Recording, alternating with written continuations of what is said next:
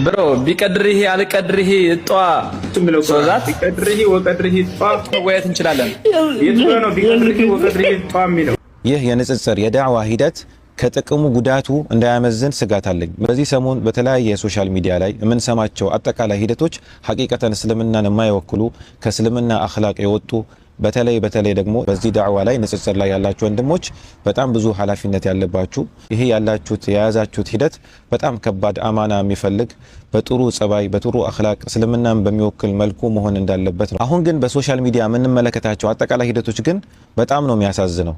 በተለይ ደግሞ በዚህ ስራ ላይ በንጽጽርም ሆነ በዳዕዋ ስራ ላይ ያላችሁ ለሌሎች ተምሳሌት መሆን ያለባችሁና እንደዚሁም ደግሞ የምታደርጉት ሂደት እያንዳንዱን እስልምናን የሚወክል አንቢያን የሚወክል የአላህን ሱብሓነሁ ወተዓላ ሪሳላን ወይም ደግሞ የዳዕዋን ሂደት የጠበቀ መሆን አለበት። አላህም ሱብሓነሁ ወተዓላ ለዚህ ነው በቁርአን ላይ ወጃዲልሁም ቢለቲ ሂየ አሕሰን በተሻለ መልኩ በጥሩ አኽላቅ በጥሩ ጸባይ በጥሩ ሂደት ዳዕዋ አድርግላቸው ተከራከራቸው ያለው።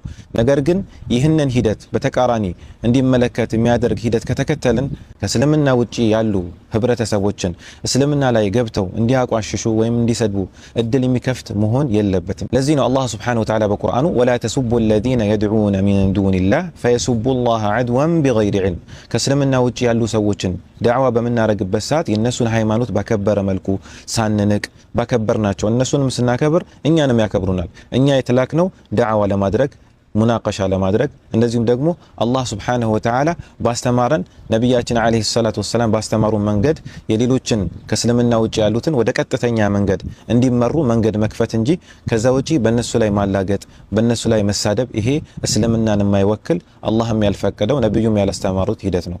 ስለዚህ በዚህ ዘርፍ ላይ ያላችሁ ወንድሞች በዳዕዋም ሆነ በንጽጽር ሐቂቀተን በጣም ነው የምንወዳችሁ የምናከብራችሁ። ነገር ግን በተቻለ አቅም ዳዕዋ የምታደርጉበትን ሂደት የበለጠ እስልምናን የሚያስተዋውቅ የእስልምናን አኽላቅ የእስልምናን ጥሩነት የሆነ መሆን አለበት። ወሰላሙ አለይኩም ወራህመቱላሂ ተዓላ ወበረካቱ።